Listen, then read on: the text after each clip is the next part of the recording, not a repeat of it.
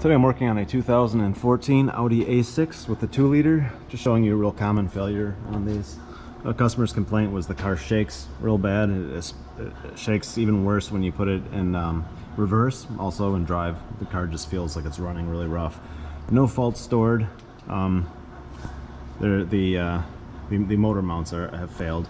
It's very common on actually all these later model Audis. I already installed the new ones.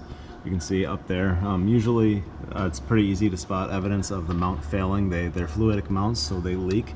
You'll see a red kind of fluid that'll be puddled up all around the bottom of the mount. You can kind of see the bottom of the mount in place, just pulling the belly pan off. And this is what the mount looks like.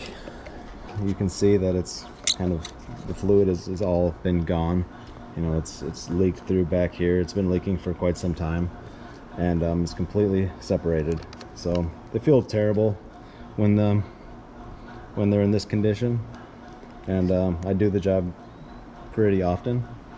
So the 3.2, the 3-liter, the 2-liter, it all has the same style of mount, and they're all pretty prone to failure. So just showing you a quickly something to look for on these models. So thanks.